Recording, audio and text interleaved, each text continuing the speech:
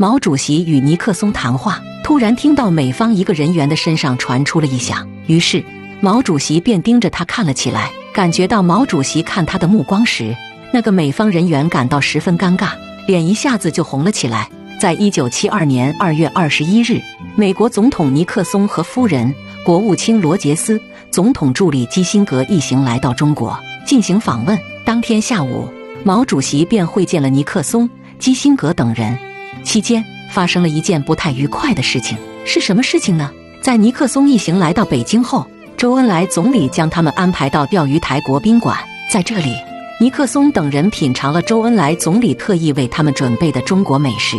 就在尼克松准备洗澡休息的时候，突然接到了毛主席要会见他的消息。尼克松虽然觉得有些突然，但也非常兴奋。由于这次会见的时间有些突然，尼克松等人没有任何准备，随从人员更是不能像以前一样提前拿到会谈内容的相关资料，因此大家都不知道这次会谈些什么，感到既神秘又好奇。随后，在周恩来总理的陪同下，尼克松和基辛格等人来到中南海，简单的寒暄了一会儿后，毛主席请尼克松、基辛格等人坐了下来。会谈开始后，基辛格说：“我在哈佛大学教书时，曾指定我班上的学生研究毛主席的著作。”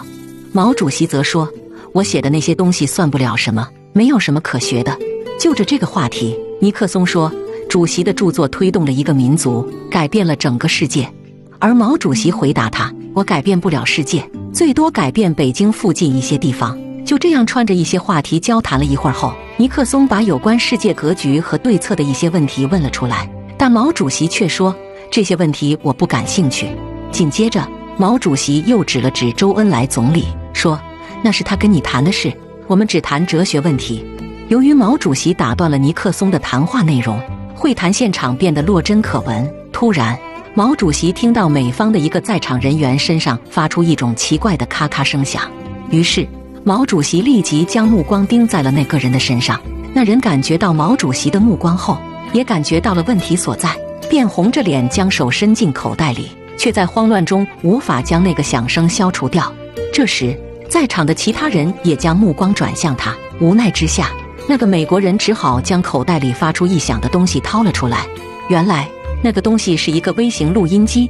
可以看出他原本是想把这次意义重大的会谈的全过程录下来，但机子出了故障，发出异响，打乱了他的计划。事实上，毛主席之所以不喜欢偷摸录音的行为，是因为之前有人未经同意偷录音，那时候毛主席便大发雷霆，因为毛主席认为录音这种事情限制了谈话的内容，并且日后会生出许多麻烦，便厌恶上了录音。后来便没有再发生那样的事情。然而这次的谈话内容是有关哲学方面的，毛主席便没有追究这件事情，而是继续就哲学问题与尼克松交谈。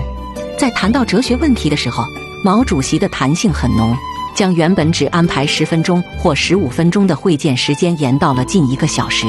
后来按照毛主席的意见，周恩来总理与尼克松总统进行了会谈，双方就国际形势和中美关系交换了意见，着重讨论了台湾等问题。2月28日，中美双方经过反复磋商，终于在上海发表了联合公报。